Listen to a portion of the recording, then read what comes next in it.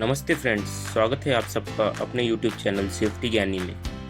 आज के इस वीडियो में हम जानेंगे difference between fire triangle and fire tetrahedron, यानी फायर ट्रायंगल और फायर टेट्राहेड्रॉन के बीच का अंतर।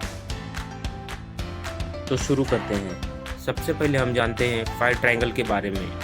जैसे कि हमने देखा है कि आग को जलने के लिए 3 चीज़ें चाहिए, जिसको हम एलिमेंट ऑफ फायर कहते हैं। तो सबसे पहले है फ्यूल यानी कि ईंधन, फिर ऑक्सीजन और तीसरा है हीट मतलब गर्मी। तो जब ये तीनों एलिमेंट पर्याप्त मात्रा में मिलता है, जैसे कि फ्यूल अवेलेबल है, ऑक्सीजन है और उसे पर्याप्त मात्रा में गर्मी मिलना शुरू हो जाए तो उसमें आग लग जाता है। तो जब हम इन तीनों एलिमेंट फ्यूल, ऑक्सीजन और हीट को कंबाइन करते हैं तो इसे फायर ट्रायंगल कहते हैं। अब समझते हैं फायर टेट्राहेड्रॉन के बारे में।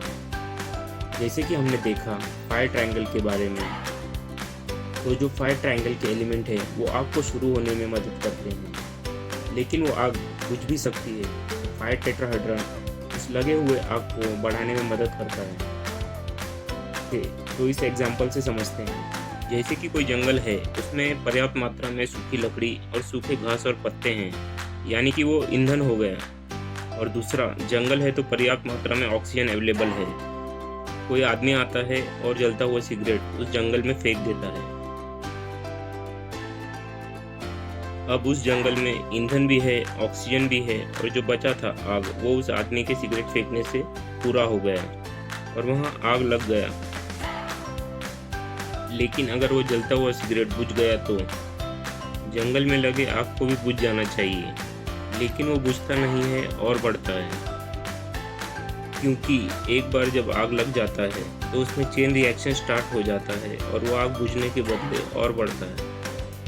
मतलब किसी आग को लगने के लिए 3 एलिमेंट फ्यूल, ऑक्सीजन और हीट का होना जरूरी है, लेकिन उस आग को और आगे बढ़ने के लिए या सस्टेन रहने के लिए चौथा एलिमेंट चेन रिएक्शन का होना जरूरी है। तो जब हम इन 4 एलिमेंट फ्यूल, ऑक्सीजन, हीट और चेन रिएक्शन को एक साथ कंबाइन कर देते हैं तो हमारा फायर टेट्राहेड्रॉन बनता है।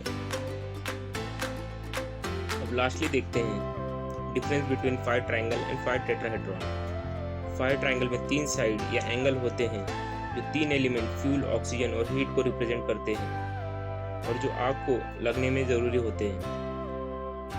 अब फायर टेट्राहेड्रॉन में 4 साइड या एंगल होते हैं जो 4 एलिमेंट फ्यूल, ऑक्सीजन, हीट और चेन रिएक्शन को रिप्रेजेंट करते हैं और जो आग को लगने और आगे बढ़ने में जरूरी होते हैं।